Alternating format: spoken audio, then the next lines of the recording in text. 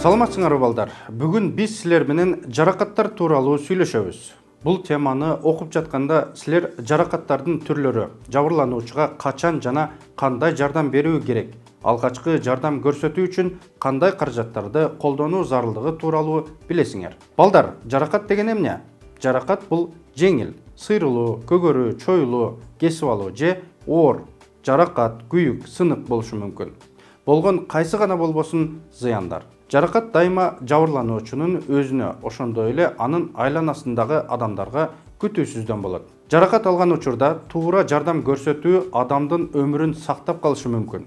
Алгачкы жардам бул жаракат алганда, кырсык болгондо жана ооруп калганда шашылыш жасоо керек болгон көмөктөшүү. Сиз жабыркаган досуңузга алгачкы жардамды көрсөтө аласыз. Эгерде сиз өзүңүз жабыркасаңыз жана жаныңызда эч ким жок болсо, анда өзүңүзгө жардам көрсөтүүгө аракеттениңиз. Келгиле жаракаттардын түрлөрүн жана андагы алгачкы жардамды карап көрөбүз. Балдарда көбүнчө мурду канаган учурлар кездешет. Мурундан аккан канды кантип токтотууга болот? Баланы отургузуу жана башын бир аз алдыга эңкейтүү керек. Дүрбөлөңгө түшпөө жана баланы тынчтандыруу зарыл. Мурундун кырына муздак нерсе, мисалы сууга чыланган сүлгү же муз коюу. Андан соң чоңдорду күтүү керек. Баланы чалкасынан жаткырууга же аркага чалкалатууга болбойт. Бул кандын тамакка жана ашказанга агып кетишине алып келет. Жаракаттардын башка түрү бул сыйрылган жана кесилген жерлер. Мындай учурларда кирди жууп кетирүү үчүн жаракатты водород пероксиди менен тазалоо, ал эми четтерине йод же зеленка сыйпоо керек. Андан кийин жаракатка бактериоциттик пластыр коюу зарыл. Эгерде ал жок болсо, анда жаракатты бинт же таза бет арчы менен таңса болот. Балдарда колго, бутка, ичке урулган соккудан көгөргөн тактар пайда болот. Көгөрүп калбашы үчүн урулган жерге муз же муздак сууга чайкалган бет арчы коюу керек. Эгерде башы менен урулса, анда мээнин чайкалуусуна дуушар болушу же ал гана эмес, эсинен таанып калышы мүмкүн. Мээ чайкалган учурда баш сыңылдашы, жүрөк айланышы, алсыроо келип чыгышы ыктымал. Баланы жаткыруу жана тынчтыкты камсыз кылуу керек. Эгерде бала эсинен таанып калса, анда аны жаткыруу жана мурдуна нашатыр спиртине чыланган кебезди жыттатуу зарыл. Эгерде бала кусса, ал кусундунун массасын жутуп албашы үчүн аны бир капталынан жаткыруу керек. Аары, жапай аары, көгөн, чиркей, жөргөмүш чаккан учурда чаккан жер шишип чыгат жана ооруйт. Ийнени алып салууга аракеттенүү, ал эми чаккан жерге нашатыр спиртине чыланган кебез бинт коюу керек. Эң эле коркунучтуусу сыныктар.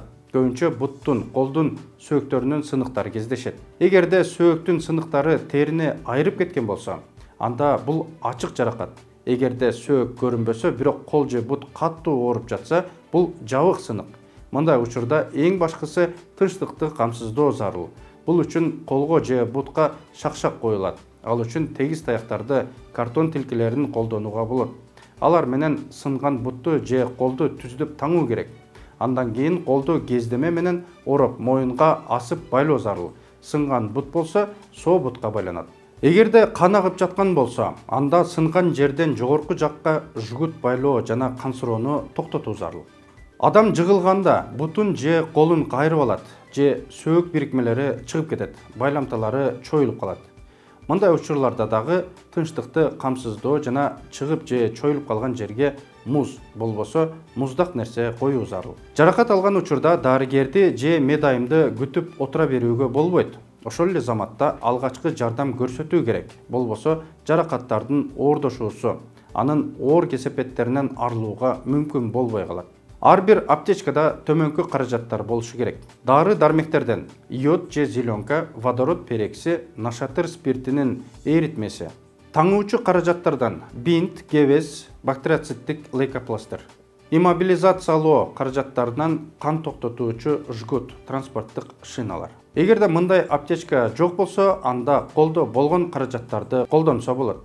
Мисалы, йод же зеленканын ордуна одеколон, ал эми бинттин ордуна таза бет арчыны же кездеменин кесиндисин пайдаланууга, жгутту курга, ал эми шакшакты тактайчаларга алмаштырса болот. Башкысы жардам өз учурунда көрсөтүлүп, колдогу каражаттар туура колдонулушу зарыл. Эсиңерде болсун, жада калса кичинекей жаракат дагы дайыма туура жана өз учурунда тазаланууга тийиш. Эгерде муну жасабаса, микробтор жабырлануучунун организмине кирип, туюк жараны пайда кылып, кандын булгануусуна алып келет.